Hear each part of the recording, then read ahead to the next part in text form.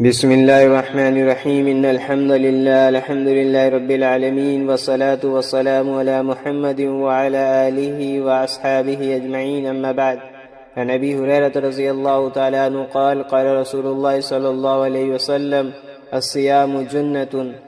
حضرت ابو ہریرہ رضی اللہ تعالی عنہ سے روایت ہے کہ اللہ کے رسول صلی اللہ علیہ وسلم نے ارشاد فرمایا، روزہ ڈھال ہے، روزہ ارکان اسلام میں سے ایک رکن ہے۔ ہر عاقل بالغ مسلمان پر روزے فرض کیے گئے ہیں۔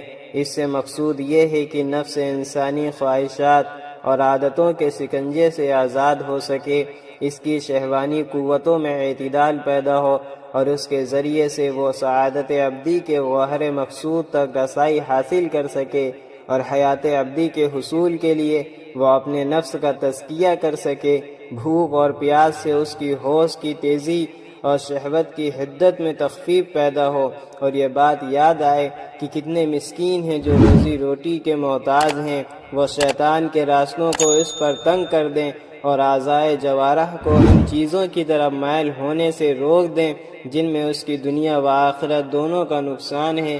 اس لحاظ سے یہ اہل تقوی کی لغام، مجاہدین کی ڈھال اور ابرار و مقربین کی ریاضت ہے۔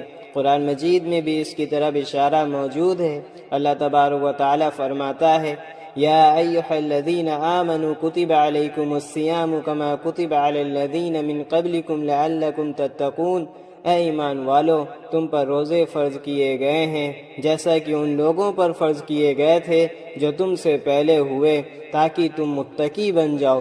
جو شخص رمضان کے مبارک مہینے میں جائز ماقوالات و مشروبات سے باز رہتا ہے اور خدا کے حکم کی تعمیل میں اس کے قریب نہیں جاتا، وہ غیر رمضان میں ان چیزوں سے کیسے قریب ہو سکتا ہے جن کو اللہ تبارک و تعالی نے حرام قرار دیا ہے۔ رمضان المبارک کے روزوں سے اسے اپنے نفس پر کنٹرول کرنے اور اس کو قابو میں رکھنے کی بھی مشق ہوتی ہے، اور یہ مشق اس کی زندگی میں ایک ڈھال کی طرح ثابت ہوتی ہے کہ وہ اس کے ذریعے سے اپنے آپ کو شیطانی حملوں اور نفسانی چالوں سے محفوظ رکھتا ہے۔ لیکن ضروری ہے کہ جس طرح وہ کھانے پینے سے بچے، اسی طرح زبان اور نگاہ کی حفاظت بھی کرے، خاص طور پر غیبت روزے کی حالت میں کسی زہر سے کم نہیں۔ بعض روایتوں میں یہاں تک کہ آیا ہے کہ اس سے روزہ باقی نہیں رہتا، اس لیے آداب کے ساتھ روزے کا اہتمام ہونا چاہیے۔ اللہ تعالی ہم سب کو رمضان کے روزے رکھنے کی اور اس کو صحیح طریقے سے رکھنے کی توفیق عطا فرمائے۔ آمین۔ وآخر دعوانا ان الحمد للہ رب العالمین۔